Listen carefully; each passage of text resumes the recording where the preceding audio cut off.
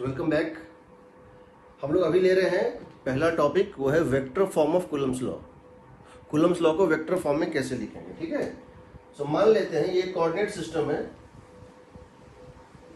मान लीजिए coordinate system में एक्स वाई जेड तीनों है, जेड भी है मान लो। किसी स्पेस में किसी पॉइंट पर एक चार्ज रखा है Q1, किसी स्पेस में किसी पॉइंट पे एक चार्ज रखा हुआ है Q1 वैक्यूम में, और एक दूसरा चार्ज रखा हुआ है मान लेते हैं Q2। मान लो यहाँ एक चार्ज रखा है Q2, Q1 A पे रखा है और Q2 जो है वो B पे रखा है। तो A का पोजीशन वेक्टर ये है, A का पोजीशन वेक्टर है R1 वेक्टर, A का पोजीशन वेक्टर है R1 वेक्टर। इसका कोऑर्डिनेट है x1, y1, z1, यानी इसका अगर कोऑर्डिनेट है x1, y1, z1 तो पोजीशन वेक्टर कितना होगा, x1 i cap plus y1 j cap plus z1 k cap. यहाँ एक दूसरा है, यहाँ एक दूसरा चार्ज है, इसकी पोजीशन वेक्टर है R2 और B का कोऑर्डिनेट है x2, y2, z2। तो पोजीशन वेक्टर ऑफ B है x2 i cap plus y2 j cap plus z2 k cap. हम जानना चाहते हैं what is the force exerted by Q1 on Q2। सो हम कह सकते हैं force exerted by charge Q1 on charge Q2, on charge Q2। Q1 Q2 पे कितना फोर्स लगाएगा, तो Q1 जो है Q2 पे फोर्स लगाएगा इस तरह से, Q1 Q2 पे फोर्स लगाएगा इस तरह से। This is the force exerted by Q1 on Q2, this is the force exerted by charge Q1 on Q2। तो F का वैल्यू कितना हो जाएगा, F would become equal to 1/4 pi epsilon naught Q1 Q2 by R square times of R cap. यहां पर याद रखना R का मतलब है AB स्क्वायर, डिस्टेंस AB का स्क्वायर, और R कैप का मतलब है AB cap, AB cap. Force का डायरेक्शन AB के अलोंग होगा। अगर दोनों प्लस है या दोनों माइनस है, अपने आप ये क्या हो जाएगा, AB के डायरेक्शन में। और अगर एक प्लस एक माइनस है, अपने आप ये क्या हो जाएगा, माइनस AB कैप, मतलब BA के डायरेक्शन में। इसको आप लिख सकते हैं 1/4 pi epsilon naught Q1 Q2 by AB cap को क्या लिख सकते हो तुम AB कैप को लिख सकते हो unit vector in the direction of AB as vector AB divided by magnitude of AB। किसी वेक्टर को उसके मैग्नीट्यूड से डिवाइड करने पे उसका यूनिट वेक्टर मिलता है। तो इसको आप लिख सकते हैं AB क्यूब, ये क्या बन जाएगा AB क्यूब, और ये कितना हो जाएगा AB वेक्टर। अब समझो, यहां पर तुम जानते हो AB वेक्टर का मतलब क्या है, AB वेक्टर का मतलब है R2 vector minus R1 vector. क्यों भाई, क्यों, बिकॉज तुम जानते हो from triangle law OA vector plus AB vector O से A से B and that is equal to OB vector. According to triangle law, O से A plus A से B is equal to O to B। ये क्या है, ये R2 vector, ये क्या है, ये R1 वेक्टर। AB वेक्टर क्या बन जाएगा, R2 vector minus R1 vector. So F vector becomes 1/4 pi epsilon naught Q1 Q2 divided by R2 vector minus R1 vector के मैग्नीट्यूड का cube, R2 vector minus R1 vector के magnitude का cube into R2 vector minus R1 vector. This is the vector form of Coulomb's law. ये तुमको magnitude और direction, ये तुमको magnitude और डायरेक्शन तीनों में फोर्स दे देगा। This expression is going to give you the force exerted by Q1, force exerted by Q1 on Q2 in terms of complete I cap, J cap, K cap। कोई doubt किसी को?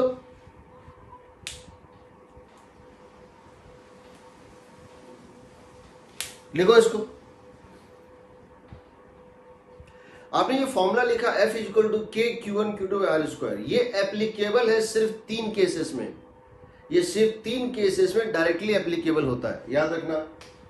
जब आपने लिखा F equal to K Q1 Q2 by R square, this formula is directly applicable, this formula is directly applicable only in 3 cases, सिर्फ 3 cases में formula directly applicable. पहला, Q1 Q2 point masses हो, they should be point charges. Point charges का मतलब क्या है? ना उनकी कोई रेडियस होती है, ना उसका कोई लेंथ होता है, ना कोई उसका हाइट होता है, पॉइंट होता है, डॉट। वहां ये फॉर्मूला डायरेक्टली एप्लीकेबल है। दूसरा, अगर तुम्हारे पास स्फेरिकल बॉडी है, कोई स्फेरिकल चार्ज है, रेडियली सिमेट्रिक, और तुम बाहर की बात कर रहे हो, तो तुम उसको पॉइंट चार्ज मान के सेंटर पे डाल सकते हो। A radially symmetric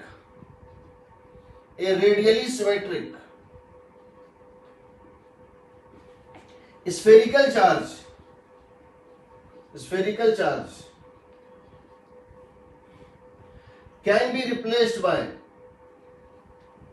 replaced by a point charge at its center.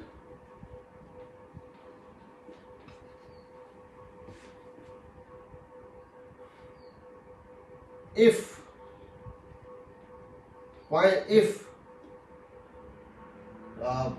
for outside point, समझना इसका मतलब मैं क्या बताना चाह रहा हूं। तुम्हारे पास ये एक स्फेयर है, इसमें चार्ज भरा हुआ है।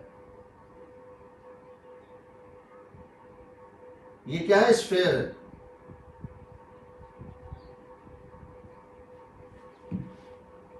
इसका ये सेंटर है O, इस स्फीयर का सेंटर है O, ठीक। हमारा ये कहना है कि हम यहां से जाते हैं और एक स्फीयर बनाते हैं रेडियस x का, हम यहां पे एक स्फीयर बनाते हैं, हम उसके अगला स्फीयर फिर बनाते हैं, यानी ये थिन सा स्फीयर बनता है।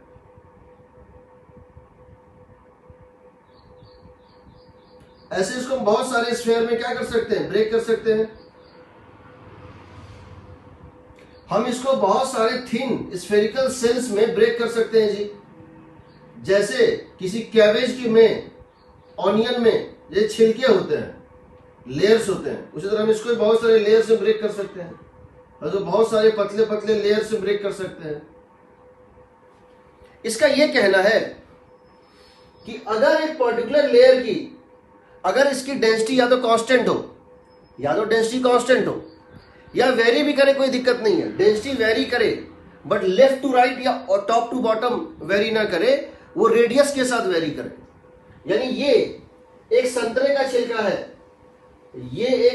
छिलका है, इसके बाद एक ऑनियन का छिलका है, उसके बाद एक क्या बोलेंगे, कैबेज का छिलका है, इस टाइप से है, ठीक है।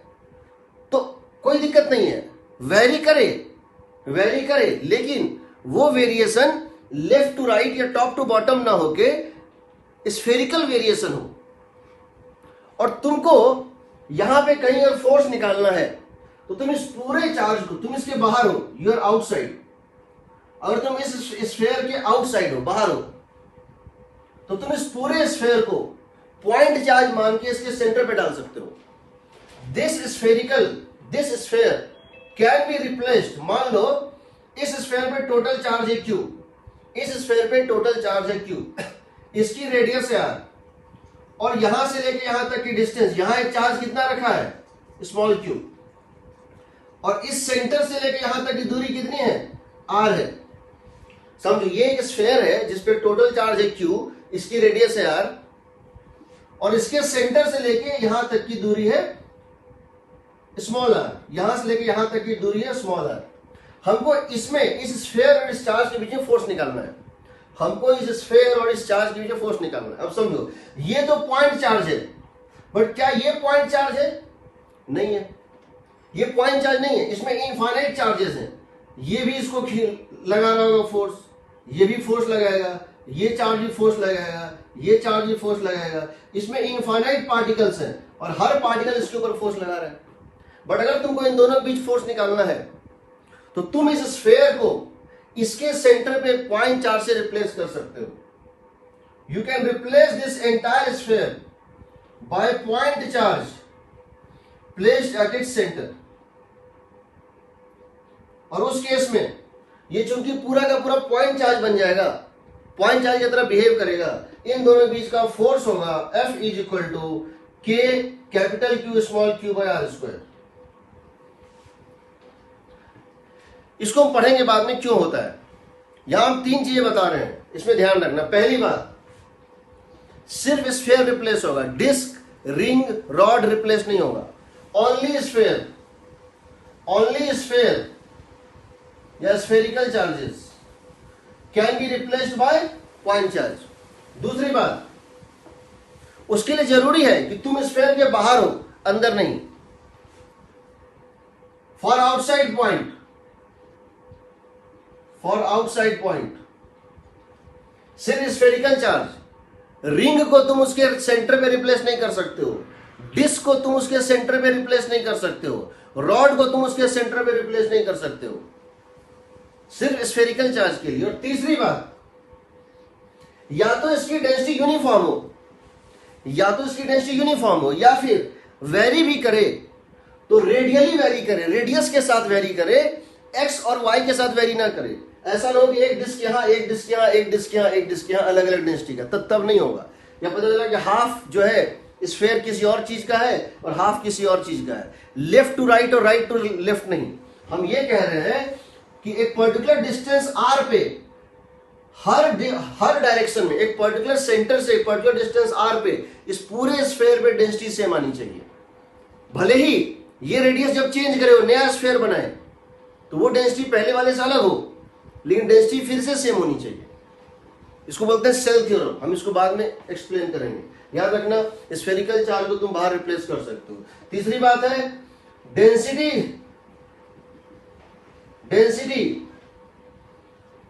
Eight a radius R must be same. एक डिस्टेंस आर पे, रेडियस पे हर जगह डेंसिटी सेम है, इसको आर से 2r कर दो तो भले डेंसिटी चेंज हो जाए, बट उस पर्टिकुलर 2r पे भी अब डेंसिटी क्या होनी चाहिए, सब जगह सेम होनी चाहिए। समझ रहे हो मेरी बात कि नहीं?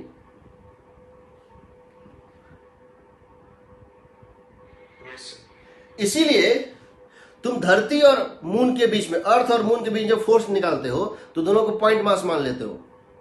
तुम अर्थ और मून के बीच जब फोर्स निकालते हो तो दोनों को पॉइंट मास मान लेते हो। क्यों मान लेते हो? कि मून स्फीयर है, अर्थ भी स्फीयर है, मून के बाहर अर्थ है और अर्थ के बाहर मून है, तो दोनों पॉइंट मास की तरह बिहेव करता है। ठीक है, इस चीज को प्रूव करने में न्यूटन को 30 साल लगे थे। इस चीज को प्रूव करने में न्यूटन को 30 साल लगे थे कि एक एप्पल पे अगर पूरी धरती का फोर्स निकालना है, अगर एक एप्पल के ऊपर पूरी धरती का फोर्स निकालना है, तो क्या मैं पूरी धरती को एक पॉइंट मास उसके सेंटर पे मान सकता हूं? उसने प्रूव किया, हाँ मान सकता हूं। इस प्रोसेस को प्रूव करने में न्यूटन को 30 इयर्स लगे, और इस 30 ईयर के कंक्लूजन में कैलकुलस का इन्वेंशन हुआ था। Calculus was invented by Newton when he was trying to solve the mystery that whether the entire earth can be replaced by point mass on its center to find force on the apple। तो याद रखना, इसका बहुत बड़ा role है। तो third है, ये इस तरह वैल्यू करना चाहिए। इसलिए तुम दो स्फीयर के बीच में, मान लो एक स्फीयर यहां पर है, इसमें चार्ज है Q1 रेडियस, और एक दूसरा स्फीयर यहां पर है, हॉलो हो या सॉलिड हो फर्क नहीं पड़ता है,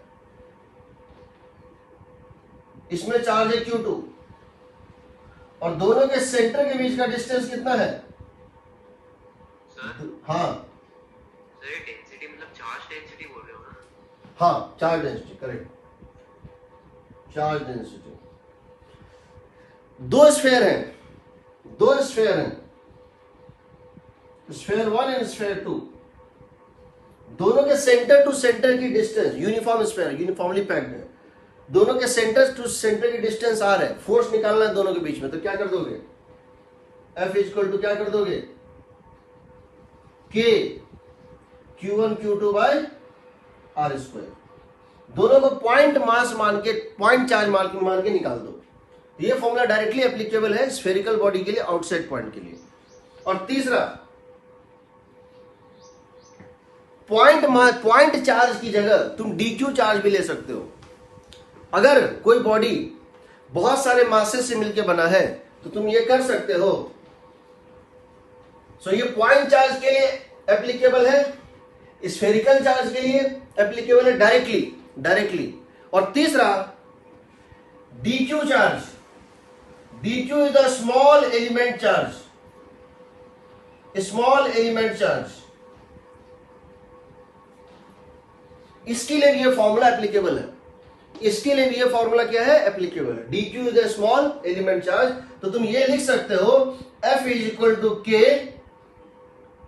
DQ1 DQ2, किसी चार्ज का छोटा सा टुकड़ा, किसी रॉड का, किसी रिंग का, किसी डिस्क का छोटा सा टुकड़ा, वो कैसा बिहेव करता है, like point charge. Element charge, small element charge behaves like point charge.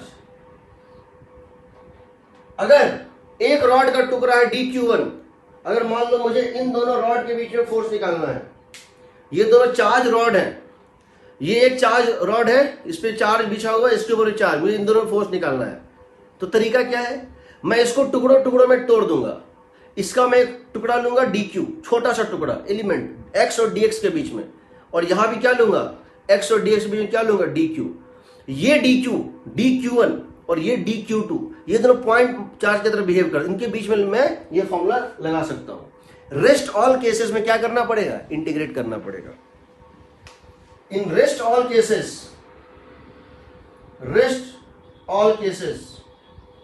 Integrate, बता रहा हूं कैसे करते हैं इंटीग्रेट। तो जब तुम्हारे पास इन दोनों में से कोई केस ना हो, जब तुम्हारे पास इन दोनों में से कोई केस ना हो, तुम्हारे पास एक ही रास्ता बच जाएगा। कौन सा रास्ता, इंटीग्रेट करके फोर्स निकालोगे, जोड़ के। कैसे निकालते हैं बता रहा हूं, इसको लिख लो।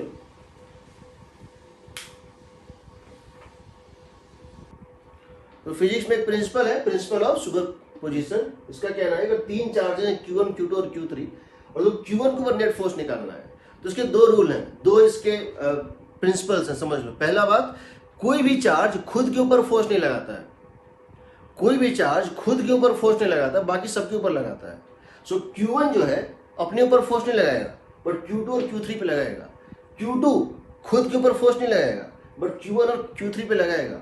उस तरह Q3 के ऊपर फोर्स नहीं लगाएगा, बट Q1 और Q2 पे लगाएगा।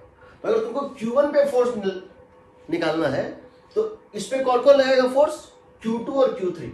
इसका यह कहना है कि पहले सिर्फ इन दोनों का पेयर ले लो, पहले सिर्फ तुमको फोर्स किस पे निकालना है, Q1 पे। तो पहले ये निकालो कि Q1 पे Q2 कितना फोर्स लगाता। Find the force exerted bye Q2 on Q1। Q2 अगर अकेले होता, Q3 नहीं होता, Q3 यहां नहीं होता, Q3 यहां से चला जाता, सिर्फ Q2 होता तो वो कितना फोर्स लगाता। फिर क्या करो, Q2 को हटा दो और इमेजिन करो कि सिर्फ अगर Q1 और Q3 होता, Q2 ना होता, तब ये कितना फोर्स लगाता, तब ये कितना फोर्स लगाता, तब Q3 कितना फोर्स लगाता। और इन दोनों का क्या करो, वेक्टर सम ले लो। तो नेट फोर्स जो होगा ना, F नेट, वो कितना आ जाएगा, force due to 2 plus force due to 3। ये लॉ सुन के लगता है कि ऑब्वियस सा लॉ है, इस लॉ को सुन के लगता है ऑब्वियस, इसमें कौन सा नया लॉ है।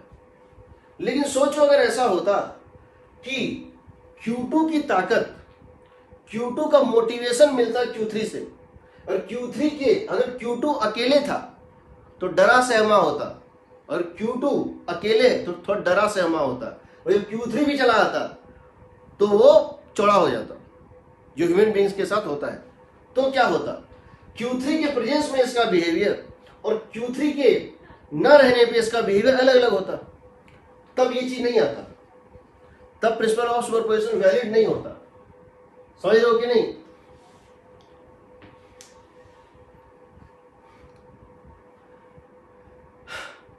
फिजिक्स में एक फोर्स होता है, उसको बोलते हैं न्यूक्लियर फोर्स। फिजिक्स में एक फोर्स होता है, उसको बोलते हैं न्यूक्लियर फोर्स, जो प्रिंसिपल ऑफ सुपरपोजिशन को ओबे नहीं करता है। यानी अगर किसी न्यूक्लियन के बगल में, किसी प्रोटॉन के बगल में एक न्यूट्रॉन है, तब जो वो न्यूट्रॉन फोर्स लगाएगा, और जो दो न्यूट्रॉन है तब जब दोनों फोर्स लगाएगा, दोनों अलग अलग आता है। एक न्यूट्रॉन का बिहेवियर इस पर डिपेंड करता है कि उसके आसपास कितने और न्यूट्रॉन फोर्स लगाने के लिए हैं। कहने का मतलब है वहां प्रिंसिपल ऑफ सुपरपोजिशन वैलिड नहीं होता है, बट यहां वैलिड है।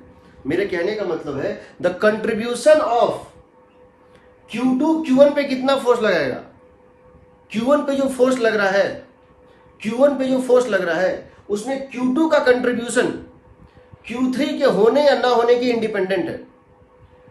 The force exerted bye Q2 on Q1 is not dependent on presence और एब्सेंस ऑफ Q3। Q3 होगा तो भी, नहीं होगा तो भी, इसका कंट्रीब्यूशन वही रहेगा जो अकेले में इसका कंट्रीब्यूशन था या इसके आने से होगा। तो इसका बेसिक प्रिंसिपल ये है। तो हमको जब भी किसी चार्ज पे फोर्स निकालना होगा, हम क्या करेंगे, उस चार्ज के अलावे, उस चार्ज को छोड़ के बाकी सबका फोर्स उसके ऊपर लेके उसका वेक्टर सम कर देंगे। तो इस तरह अगर मुझे Q2 पे फोर्स निकालना है, तो Q2 पे Q2 तो फोर्स लगाएगा नहीं, उसको तो भूल जाओ। Q2 में कौन लगाएगा, Q1 लगाएगा, और Q2 में कौन लगाएगा, Q3 लगाएगा। तो Q1 जो फोर्स लगाएगा Q2 पे, और Q3 जो फोर्स लगाएगा Q2 पे, उन दोनों का वेक्टर सम देगा what is the net force on Q2। ये है प्रिंसिपल ऑफ सुपरपोजिशन। कोई डाउट? हमसे एक क्वेश्चन इस टाइप से पूछा गया है, ये एक रॉड है, इस रॉड के ऊपर एक Q चार्ज डिस्ट्रीब्यूटेड है यूनिफॉर्मली। इस रॉड के ऊपर एक प्लस Q चार्ज डिस्ट्रीब्यूटेड है यूनिफॉर्मली, इसकी लेंथ L। इस एंड से डिस्टेंस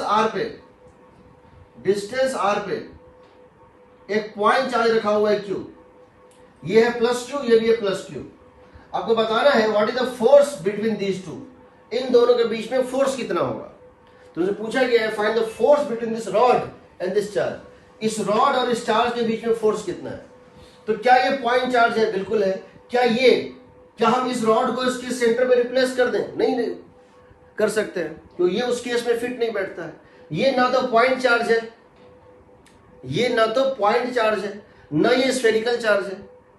तो हमारे पास एक ही तरीका बच गया है, वो क्या है, हम यहां से किसी डिस्टेंस x पे आते हैं,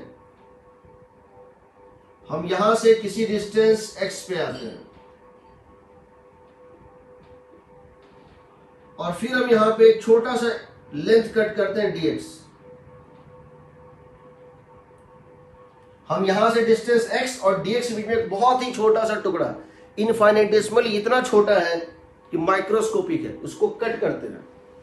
तो हम क्या कह सकते हैं, हम कह सकते हैं ये बहुत छोटा सा टुकड़ा है, इसको थोड़ा बड़ा दिखा रहे हैं। ये छोटा सा टुकड़ा, इसका मास कितना होगा, इसका चार्ज कितना होगा जी, Q/L dx होगा। According to unitary method L length में Q चार्ज है,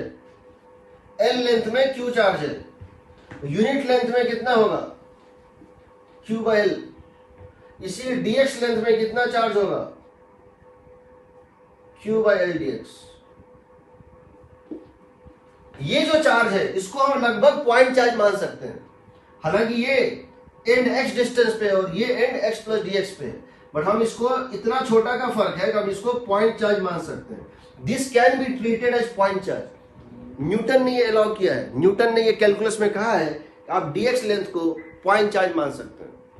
उस केस में यहां एक पॉइंट चार्ज है q और यहां एक पॉइंट चार्ज है dq, तो इन और दोनों बीच का डिस्टेंस कितना है x, तो दोनों में फोर्स कितना हो जाएगा, dF is equal to 1/4πε0 means k q dq by x square. सही है, ये फॉर्मूला लग जाएगा, डायरेक्टली लग जाएगा। This formula is that is directly applicable between point charge and element charge. तो ये फॉर्मूला तुम लगा सकते हो। तो क्या हो जाएगा बताओ, k का मतलब 1/4πε0 q का मतलब ये चार्ज q, ये कितना हो गया q by l dx by x square. अब बताओ, ये फोर्स इस पे लग रहा था इधर df,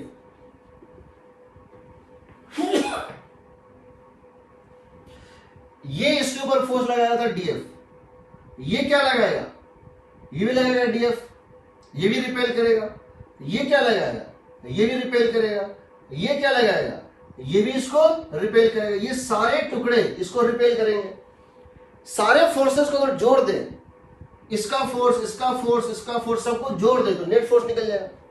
जोड़ने का मतलब क्या होता है, इंटीग्रेशन। जोड़ने का मतलब क्या होता है, इंटीग्रेशन।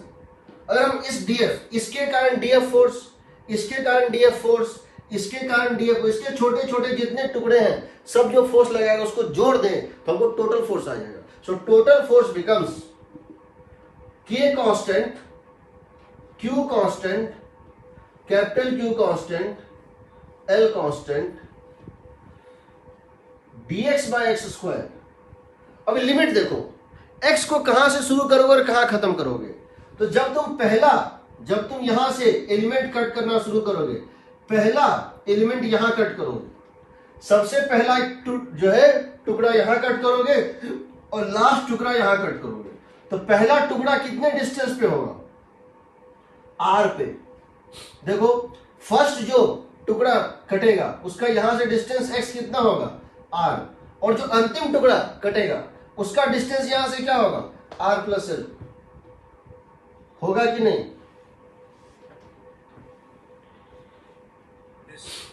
पहला टुकड़ा यहां, इसकी डिस्टेंस x का वैल्यू क्या होगा, r, और लास्ट टुकड़ा यहां से यहां तक का डिस्टेंस कितना हो गया, r प्लस l। तो r से r प्लस l, तो तुमको आएगा यहां से F is equal to k q by l dx by x square. x to the power -2 का इंटीग्रल होता है -1 by x। x to the power n का होता है x to the power n plus 1 by n plus 1। So x to the power -2 plus 1 by -2 plus 1, x to the power -1 by -1, x to the power -1 by -1 by x, r से लेके r plus l। यह आ जाएगा k q by l। Minus को plus कर दो, पहले ये ले लो 1 by r minus 1 by r plus l, कितना आएगा बताओ। This would become equal to k q r plus l minus r, कितना हो गया l, r plus l minus r divided by l times of r into r plus l, कितना हो गया बताओ। That becomes equal to k q by r into r plus l। अब समझो इसको याद करने का तरीका। इस पूरे रॉड को तुम पॉइंट 4 से रिप्लेस कर सकते हो। तुम इस पूरे रॉड को पॉइंट 4 से रिप्लेस कर सकते हो। कहां करोगे रिप्लेस, ना तो डिस्टेंस r लेना, ना डिस्टेंस r प्लस l लेना। r और r प्लस l का ज्योमेट्रिक मीन क्या होता है, इस एंड का डिस्टेंस r और इस एंड का डिस्टेंस क्या है, r प्लस l। तो इस एंड का डिस्टेंस है r और इस एंड का डिस्टेंस है r प्लस l। इन दोनों डिस्टेंसेस का ज्योमेट्रिक मीन क्या होगा, under root of r into r plus l होगा।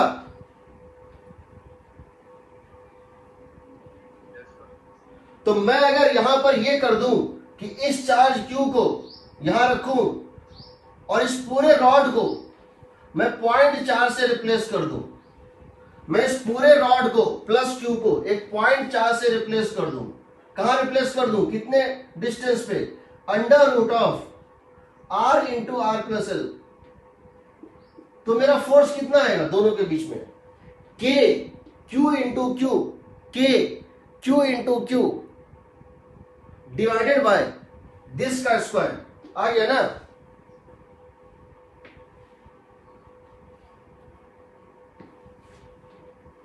ठीक है,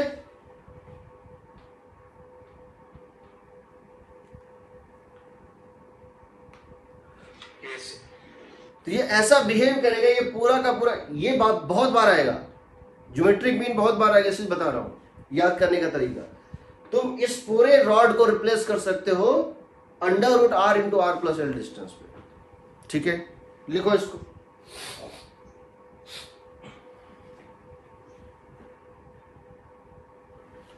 question is that this is a wall clock on which you have placed Q2, Q3, Q4, Q5, Q like that. Centre में charge डाल दिया plus Q और उसको छोड़ दिया। This charge, these all charges are fixed, these all charges are fixed, but this is free charge. So क्या होगा? ये एक्सिलरेट करेगा, ये चार्ज एक्सिलरेट करेगा, ये जिधर एक्सिलरेट करेगा, या यूं कहो इसके ऊपर जिधर नेट फोर्स लगेगा उस डायरेक्शन में टाइमिंग निकालना है, वो कितना टाइम होगा। तो क्या करोगे, देखो ये इसके ऊपर फोर्स लगाएगा, कैसे? ऐसे। हम कह रहे हैं late K Q into Q by R square, if this radius is R, let Q into R square is F. What is this force? A line has gone, maybe it would be disconnected. अगर मैं K Q by R square को F मान लूं, तो ये 12Q इसके ऊपर कितना फोर्स लगाएगा? K कैपिटल Q, यहां क्या होगा? 12Q, ये इस पे कितना फोर्स लगेगा? 12F। ये कितना लगाएगा? ये 12F, ये कितना लगाएगा तो बताओ? ये लगाएगा 6F, ये लगाएगा इसके ऊपर 12F का रिपल्सन और ये लगाएगा इसके ऊपर 6F का, तो दोनों का रिजल्टेंट क्या आएगा? इन दोनों का रिजल्टेंट क्या आएगा बताओ? This is going to repel by a force of 12F and this is going to repel by a force of 6F, anti parallel है। सो नेट इन दोनों का जो सम आएगा वो आएगा 6F। अब ये बताओ, व्हाट अबाउट दिस टू? ये कितना लगाएगा? 7F, ये कितना लगाएगा? 7F, और ये कितना लगाएगा? 1F। तो इन दोनों का रिजल्टेंट क्या आएगा? 6F। इन दोनों का देखो, ये लगाएगा 11F, ये लगाएगा 5F, ये भी कितना आएगा? 6F। इसका बताओ, ये कितना लगाएगा? 10F रिपल्सन, ये कितना लगाएगा? 4F, दोनों कंबाइंड वैल्यू कितना आएगा? 6F। इन दोनों का बताओ, ये लगाएगा कितना? 9F, ये कितना लगेगा? 3F, कंबाइंड कितना आएगा? 6F। यहां ये कितना लगाएगा? 2F, ये कितना लगाएगा? 8F, कंबाइंड कितना आएगा? 6F। 6 पेयर्स बनेंगे, 6F 6F 6F 6F 6F 6F। अब बताओ, इन सब का वेक्टर सम किधर आएगा? इन सब का वेक्टर सम क्या लाइन ऑफ सिमेट्री के लग आएगा? 1 2 3 और 1 2 3, क्या इसके बीचों बीच आएगा? Is this the direction of net force?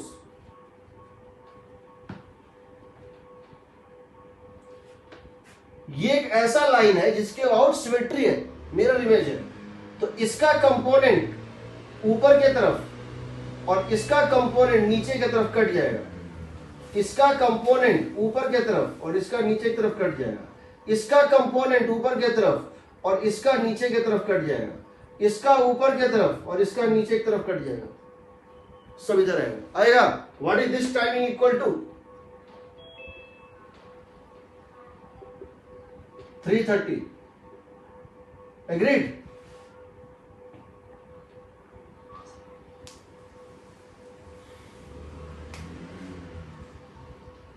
Question number 2. Question number 2. Understand it. यहां एक लाइन है, यहां पर एक चार्ज है, यहां एक चार्ज है प्लस क्यू, और यहां एक चार्ज है प्लस 4q, और इनके बीच का डिस्टेंस है d, इनके बीच का डिस्टेंस है d। This is fixed, fixed means clamp, हमने इसको पेस्ट किया हुआ या क्लैम्प किया हुआ, दिस इज क्लैम्प। हमने इसको फेविकॉल से चिपका दिया है या इसको एक नेल से ठोक दिया है, यानी मैंने इसको एक एक्सटर्नल फोर्स के यूज से इसको क्लैम्प कर दिया है, इसको भी क्लैम्प कर दिया है। हमने इन दोनों को फिक्स कर दिया है। Now question is where should a third charge be placed so that it remains in equilibrium. Question है where should a third charge be placed so that it is in equilibrium। equilibrium मतलब क्या होता है कि उसके ऊपर net force zero. तीसरा charge कहां रखें कि उसके ऊपर नेट फोर्स जीरो, तीसरा चार्ज कहां रखें कि उस पर नेट फोर्स जीरो है। सबसे पहले ये बताओ क्या ये जरूरी है कि वो थर्ड चार्ज इसी लाइन पर रहना चाहिए, यहां नहीं हो सकता है और यहां नहीं हो सकता है। यहां पे पॉसिबल है कि हम किसी चार्ज को रखें और उसके ऊपर नेट फोर्स जीरो हो, नहीं पॉसिबल है, क्योंकि जब दो फोर्स का, जब दो वेक्टर का सम जीरो होता है तो जरूरी है कि दोनों एक ही डायरेक्शन में हो, एक ही लाइन में हो। अगर वो इंक्लाइन होंगे तो कभी दो वेक्टर का सम, दो इंक्लाइन वेक्टर का सम कभी जीरो नहीं हो सकता है। तो पहली बात तो जरूरी है कि वो इस लाइन पे होना चाहिए। यहां पर अगर देंगे या यहां देंगे कहीं भी तो इसका और इसका फोर्स उस पर एक डायरेक्शन में नहीं आएगा। अब बचा इस लाइन पे, इस लाइन पे तीन प्लेसेस हैं, रीजन 1, रीजन 2 एंड रीजन 3। एक क्यू के लेफ्ट में, एक 4q के राइट में और एक इन दोनों के बीच में। अब बताओ अगर मैं यहां एक चार्ज को रखूं q को तो क्या इसके ऊपर नेट फोर्स जीरो हो सकता है? और मैं यहां एक चार्ज को रखूं क्यू को तो क्या यहां नेट फोर्स जीरो हो सकता है? ये इसको रिपेल करेगा, ये इसको रिपेल करेगा, ये भी इसको रिपेल करेगा। सो ये इसके ऊपर फोर्स लगाएगा लेफ्ट वर्ड और ये इसके ऊपर फोर्स लगाएगा left word. Left word plus left word zero नहीं हो सकता है। एग्रीड? Not possible. क्या यहां पर ऐसा कोई पॉइंट पॉसिबल है कि यहां पे मैं चार्ज को रख दूं और इसके ऊपर नेट फोर्स जीरो हो जाए? तो इसकी वजह से फोर्स राइट और इसकी वजह से फोर्स राइट, राइट और राइट कभी कैंसिल नहीं हो सकता है, ये भी नहीं हो सकता है। यानी फोर्स पॉइंट इसके बीच में आएगा। क्यों आएगा? हम अगर यहां रखें क्यू तो इसकी वजह से रिपल्सन मतलब राइटवर्ड फोर्स, इसकी वजह से इसके ऊपर क्या रिपल्सन राइटवर्ड फोर्स, और इसके वजह से इसके ऊपर रिपल्सन मतलब लेफ्टवर्ड फोर्स, यहां जीरो हो सकता है। एग्रीड?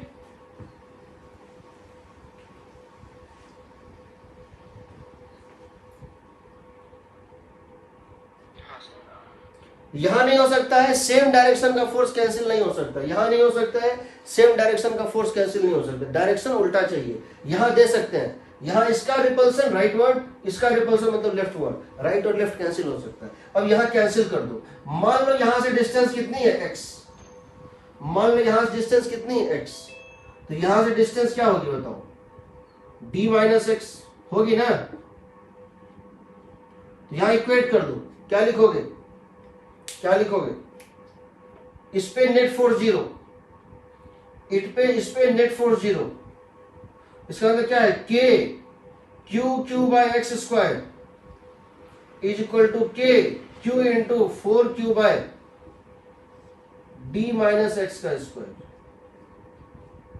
तो देखो के क्यू क्यू कट गया।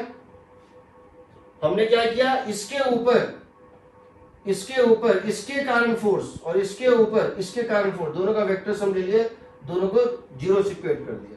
यहां से आ जाएगा देखो 1 by x is equal to 2 by d minus x, 2 by d minus x. So यहां से आ जाएगा x is equal to d/3 I think, सही है क्या?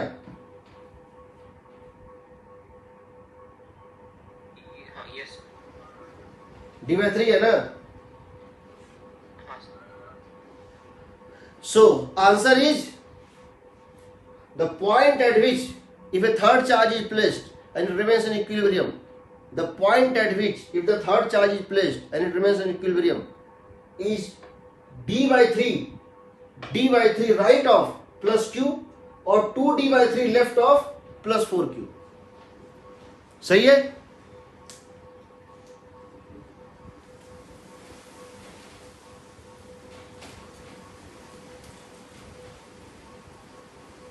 सही है? Yes sir. अब ये बताओ यहां प्लस क्यू रखें कि माइनस क्यू रखें, या कोई भी चलेगा? यहां प्लस क्यू रखेंगे तब उस पर नेट फोर्स 0 होगा, कि माइनस क्यू रखेंगे तब उस पर नेट फोर्स 0 होगा?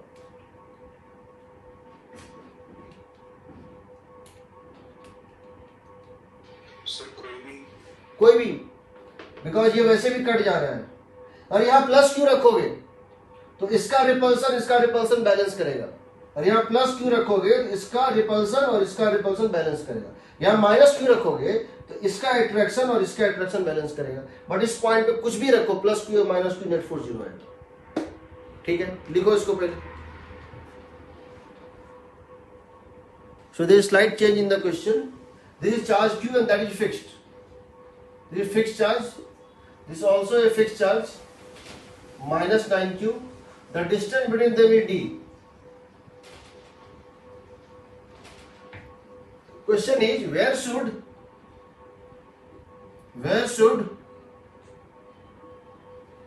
a third charge be placed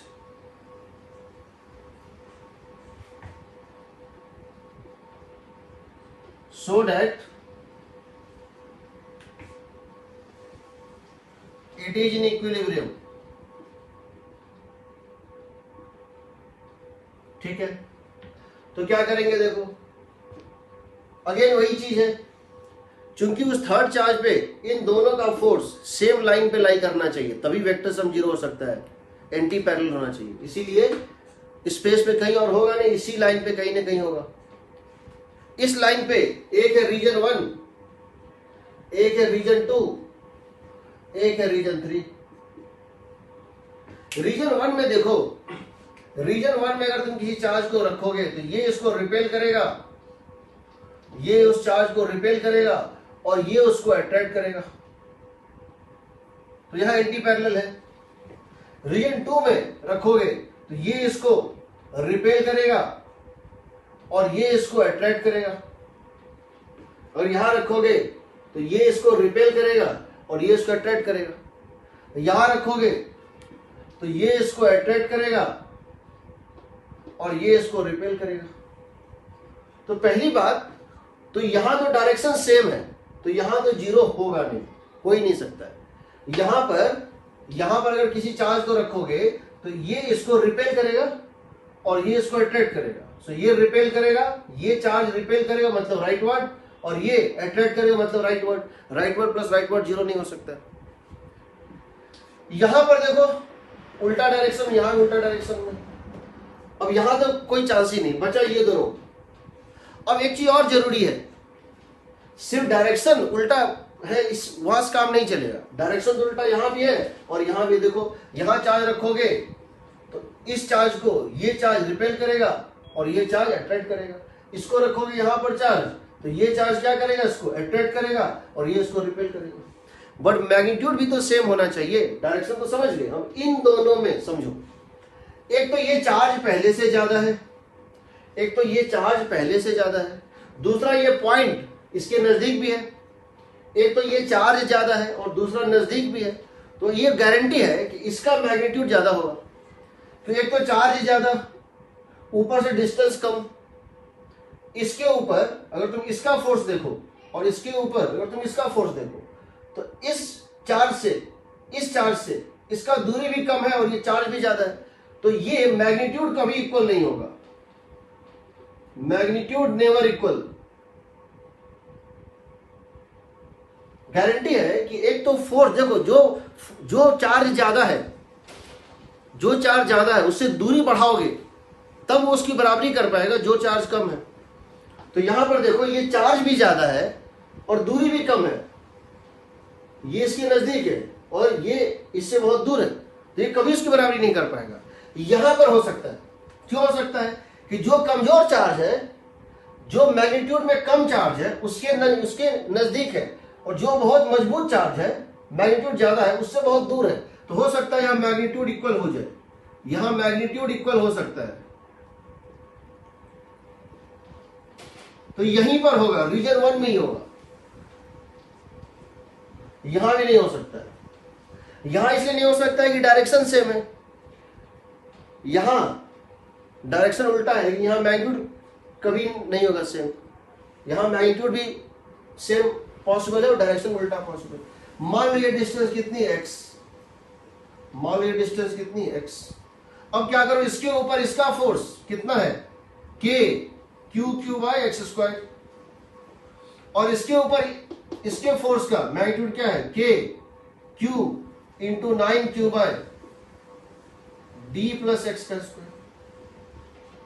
देखो k q/x² और k q × 9q/d+x², दोनों को इक्वेट कर दो। इसके ऊपर नेट फोर्स 0 कर रहे हैं, इसके कारण फोर्स है k q/x² और इसके ऊपर इसके कारण फोर्स है k q × 9q/d+x²। k q cut गया, k q कट गया, आएगा 1/x = 3/d+x, d+x = 3x, so x = what? d/2. So that point is located d/2 distance left of capital Q. इस Q के लेफ्ट में कितने distance d/2 पे वो point मिलेगा तुमको, जहां पे अगर तुम किसी चार्ज को रखोगे तो उस पर नेट फोर्स 0 आएगा। एग्रीड?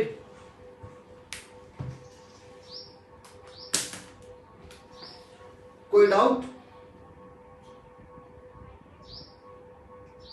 सर हाँ, अगर अपन 9q के बगल में थोड़ा हाई मैग्नीट्यूड का रख दें तो पॉसिबल नहीं है? यहां पे हाँ देखो तुम मैग्नीट्यूड कुछ भी दोगे, ये तो दोनों में कॉमन है ना, इसमें और इसमें कॉमन है। ये Q जो है, इन दोनों में फोर्स निकालो, इस पे इसके कारण फोर्स निकालो, इसके कारण, ये Q तो कॉमन है ना, वो तो कट ही जा रहा है ना। तुम इसको Q रखो या 10Q रखो या 20Q रखो, मैटर नहीं करता है। यहां अगर नेट फोर्स 0 आ रहा है तो Q को रखोगे तब भी उस पर आएगा 0, और 10Q को रखोगे, यहां पर अगर तुमको पॉइंट भी 0 आ रहा है, ये पॉइंट डिफाइंड है, चार्ज डिफाइंड नहीं है। इस पॉइंट पे अगर फोर्स 0 आ रहा है तो चाहे तुम Q रखो, चाहे 10Q रखो, चाहे 1000Q रखो, सब पे 0 आएगा। समझ रहे हो? Yes sir. तो यहां पे उससे मैटर नहीं करेगा, जो हम बताएंगे बाद में। यहां फील्ड 0 होता है, यहां फील्ड 0 होता है, इन दोनों का फील्ड यहां कैंसिल कर दिया, इसलिए वहां कुछ है ही नहीं। देखो अगर हम किसी चीज को धरती से फेंकना चाहते हैं, मून तक पहुंच जाए, हम किसी को धरती से फेंकना चाहते हैं और चाहते हैं मून तक पहुंच जाए, तो क्या करें? क्या उसको हमको मून तक पहुंचाना पड़ेगा? नहीं। देखो ये धरती है और ये मून है, ये अर्थ है और ये मून है। यहां एक पॉइंट है, इसको बोलते हैं न्यूट्रल पॉइंट। क्या बोलते हैं इसको?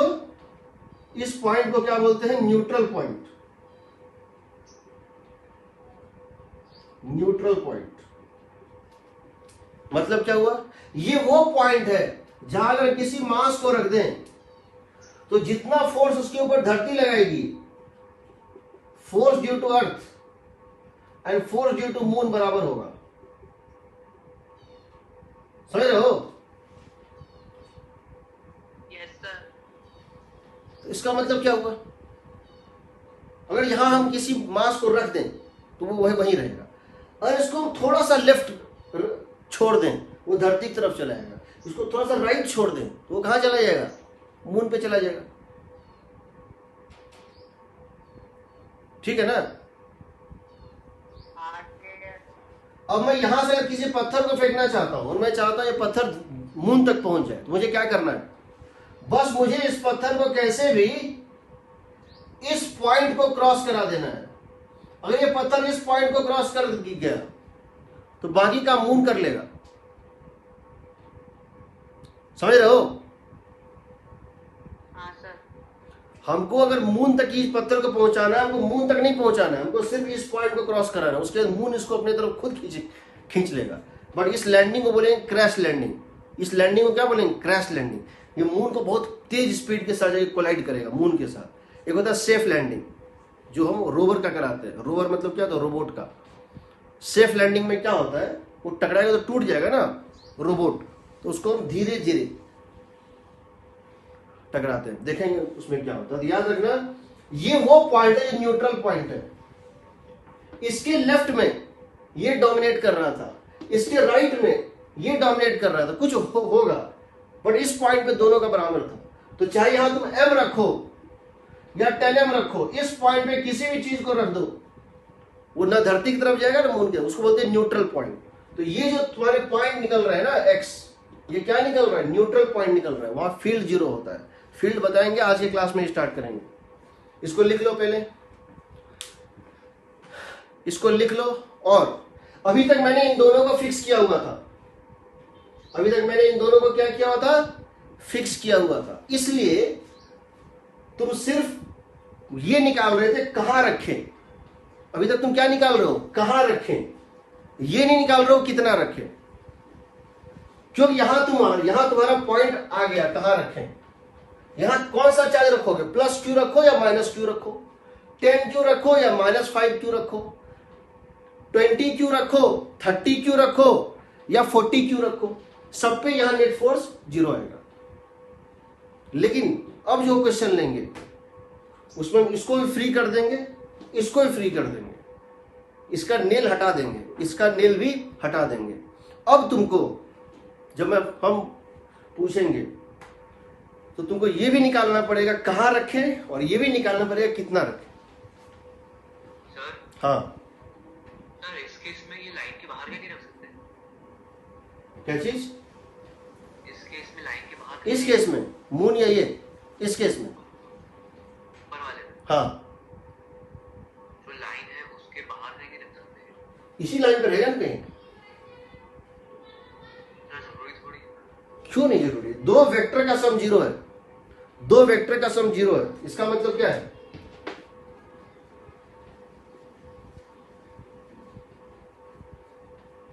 F1 और F2 एक दूसरे का नेगेटिव वेक्टर है। इसका मतलब F1 F2 एक दूसरे का नेगेटिव वेक्टर ना है।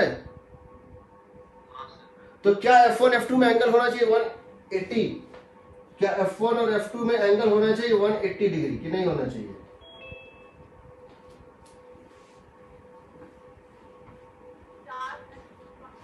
अब मान लो यहां तुमको मिल गया, तो यहां पर ये फोर्स लगेगा इस डायरेक्शन में, भाई अंदर लगे बाहर लगे, ये फोर्स लगेगा इस डायरेक्शन में और ये फोर्स लगेगा इस डायरेक्शन में। तो कैसे दोनों का वेक्टर सम जीरो आ जाएगा? दो वेक्टर का सम जीरो होने का पहला कंडीशन है they must be collinear vector. दोनों एक ही लाइन पे लाई करना चाहिए। एंगल क्या चीज? इनमें से कोई एक तो अंदर खींचेगा। अंदर खींचेगा तो क्या होगा? हो जाएगा जीरो।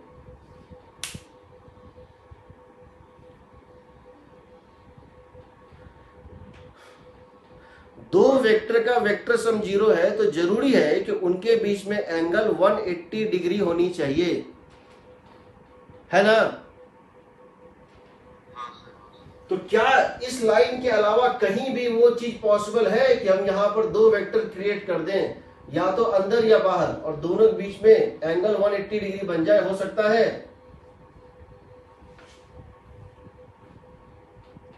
नहीं हो सकता। इसीलिए इसी लाइन पे आएगा। ठीक है, इसको लिखो, इसको लिख लो, उसको मैं ब्रेक दे रहा हूं।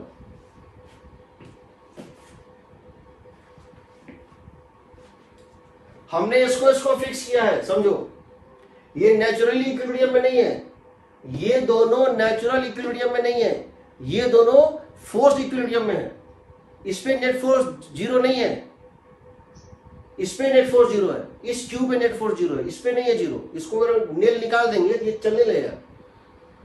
अभी हमने पहला क्वेश्चन में क्या किया था, इन दोनों का फिक्स्ड रखा था और सिर्फ थर्ड चार का पूछा था इक्विलिब्रियम।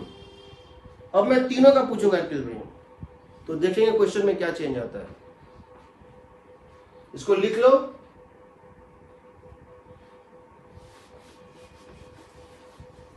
इसको लिख लो।